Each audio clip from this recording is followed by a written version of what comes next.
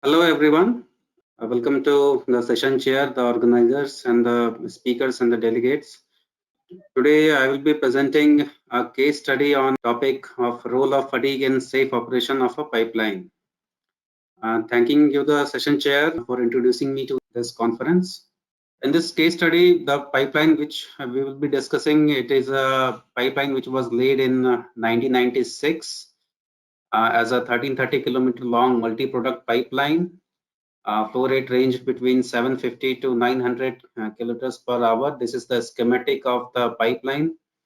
So nearly after 10 years of service in 2006, this pipeline was changed to crude oil service, primarily high sulfur crude oil, and its length was reduced to 1174 kilometers. And this is the schematic of the pipeline after change in service. So due to this change in service requirement, several pump stations were also added in between to meet the flow requirement of the refinery crude oil. So as of now, there are total 9 pipeline sections in this pipeline. So as a background, axial MFL based inline inspection was carried out for this pipeline in 2012-13. And based on the report, all the critical and subcritical defects were repaired. And also it was seen that in none of the pipeline sections there were any serious nature of corrosion defects. And the defects sentencing curve from one of the section is evidence showing that the defects were not so critical in nature. Thereafter, in between January 2014 to December 2016, there were 5 pipeline ruptures in section 2, 7, and 9 due to opening of longitudinal double submerged arc welded seam, and one leak in section 9 from longitudinal weld seam area. So there were total 3 failures in section 9, 2 in section 7, and 1 failure in section 2. This schematic below is showing the position of the failures in the pipeline section, and these are some of the photographs of the failed pipe. So we can see that the pipe has opened from the long seam area.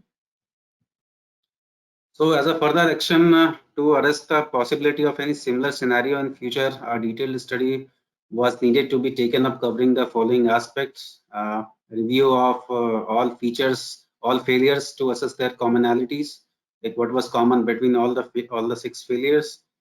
Then what was the role of pressure cycling index in the failure, the role of surge and change of service in failures, and evaluation of remaining flaw size, which was equal to the detection limit of highlight tool.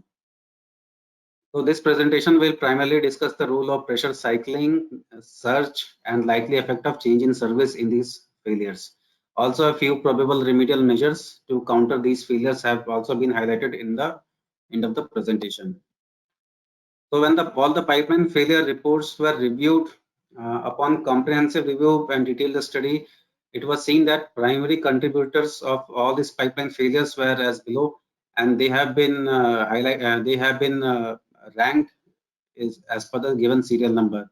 The first one being the weld flaws at the internal weld of the pipe, and the second one was fatigue growth of the initial manufacturing weld flaws, which over the years would have grown and led to the failure of pipeline.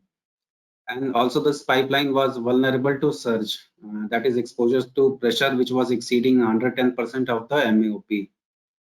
And potential of hydrogen damage was also prominent due to change of pipeline service and other environmental growth mechanism might affecting the corrosion as well. However, there was no real contribution of corrosion in any of the failures.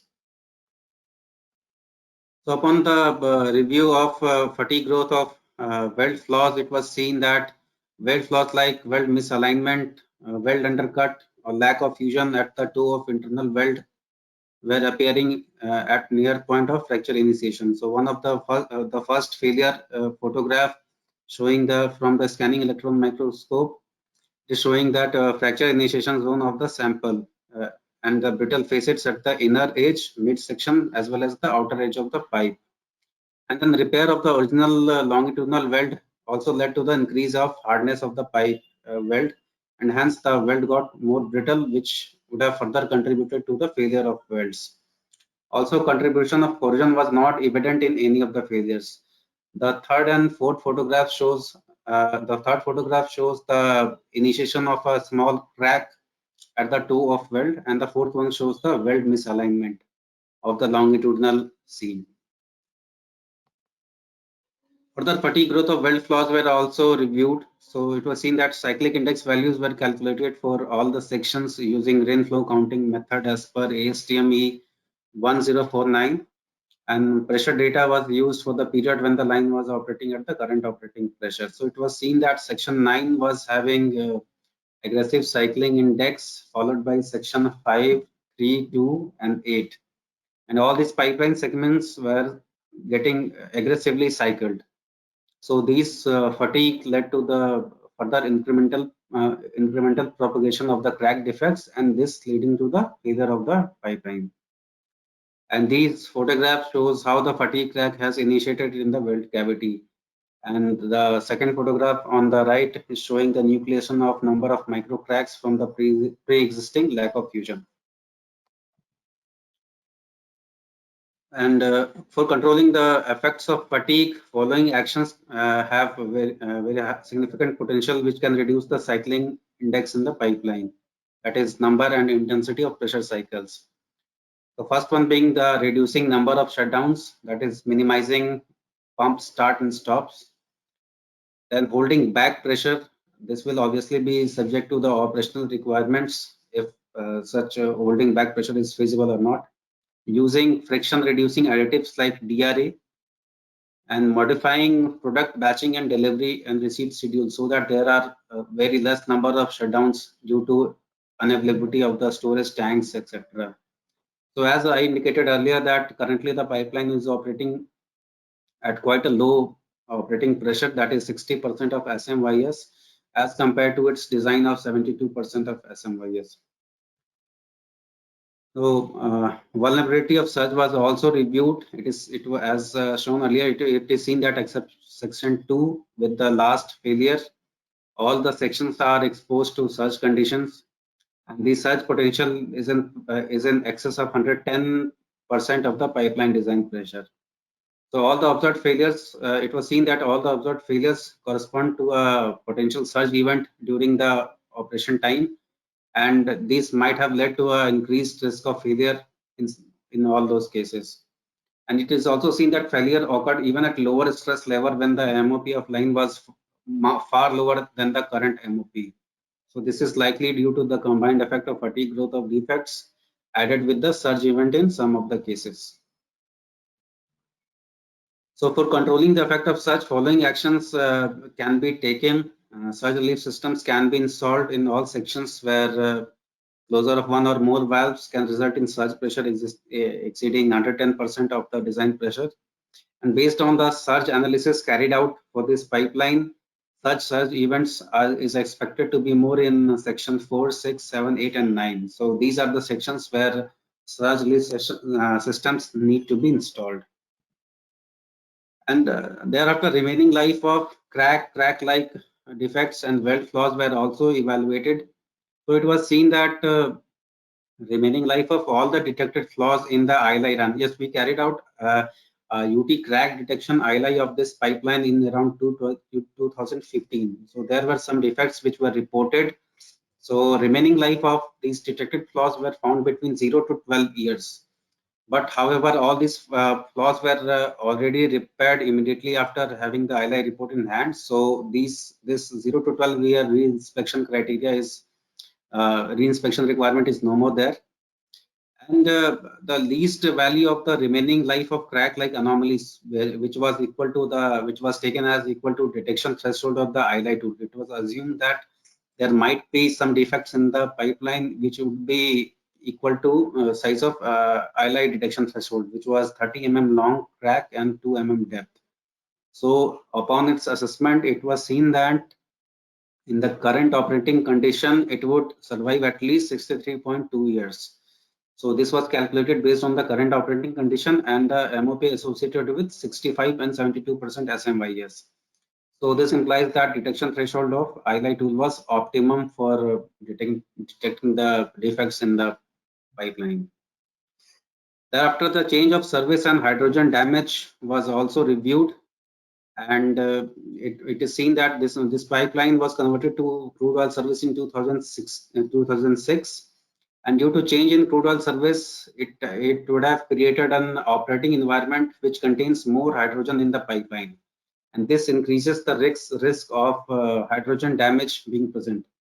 The result of hydrogen damage susceptibility study was done through a consultant, and they suggested that chances of the hydrogen-induced cracking or sulfide stress cracking is a likely factor in all these failures. However, this study did not evaluate the effect of repair of pipe long seam welds and their effect on microstructures and weld flaws such as lack of fusion, undercut, etc., which would have led to more susceptibility of seam welded X65 grade pipe to hydrogen-induced cracking. And this is likely to get affected by the hydrogen environment in the pipeline. After this, what action was taken, as I previously told, that UT crack detection ILI tool was used in the pipeline in 2015, and all the reported defects, mostly from section 5 to 9, they were repaired, and the least value of remaining life of ILI defect with size of detection threshold of ILI tool, it was 62.2 years, as already covered in the previous slide. And after this, 72-kilometer pipe replacement was also done, and further pipe is now operating at quite a lower stress level of 60% of SMYS, though the pipeline was designed to operate at 72%. And also the DRA injection is being done in this pipeline to gain the throughput of the pipeline at a lower operating pressure. This is further reducing the effect of pressure cycling as well. So what the challenges we are having? So the ILI tool was unable to identify cracks, and rupture took place in the pipeline even after ILI was done. In this case, UT Sharewave 45-degree tool was used with a sensor oriented at 45 degree. So orientation of cracks would have prevented this tool from detecting these anomalies. And the ILI agency concluded that the geometry of anomalies going within the pipe wall represents one limitation of the technology for the proper depth calculation. The graph below shows how the position of defect can affect its detection capability by an ILI tool. So orientation of defect at a particular angle prevents ILI tool from detecting that defect. Further, after the seam rupture in January 2014 in section 9 and March 2015 in section 7, operating pressure was reduced by 20%.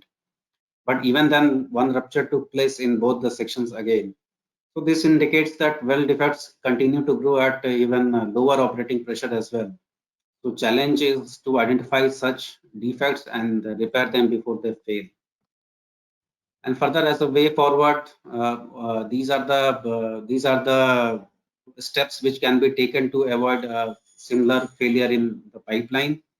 So introduction of such leaf system can be done at all those places where the pressure is in excess of 110% of the pipeline design pressure. Injection of DRA to reduce pressure cycle amplitude can be done. This will also help in achieving the required flow rate at a lower operating pressure. Monitoring of pressure cycle of all the pipeline sections should be done so that we are aware of what kind of pressure cycling is taking place in the pipeline sections, and if required, any remedial measures can be taken accordingly before it leads to similar kind of failures. Sections with higher pressure cycling can have manual operation, which is quite likely to reduce cycling as compared to automatic auto operation. And scheduling of the crude oil batches shall be done in such a way that there is a minimum shutdown in the pipeline. Like sometimes improper scheduling might lead to shutdown of a pipeline due to unavailability of tanks. So scheduling shall be done in such a way that there is a minimum shutdown in the pipeline. Also, holding the back pressure can lead to decrease in amplitude of the pressure cycle. However, such changes are not quite easy and it is subject to the operational requirement, and also a detailed analysis and study might be needed to go on this way. Also, future crack detection ILA inspection by using most advanced high resolution ultrasonic shear wave technology can be done using multiple angle probes like 45 and 30 degree. Like in present case, we had used only 45 degree. So at least two angles can be used so that a defect chances of detection of a defect is quite high. Or emerging technologies like EMAT can be used. And reassessment of ILI data through a third-party agency can be done so that none of the defects are missed during the data analysis. So that's all from my side. Thank you all, and I open this session for any discussion. Thank you.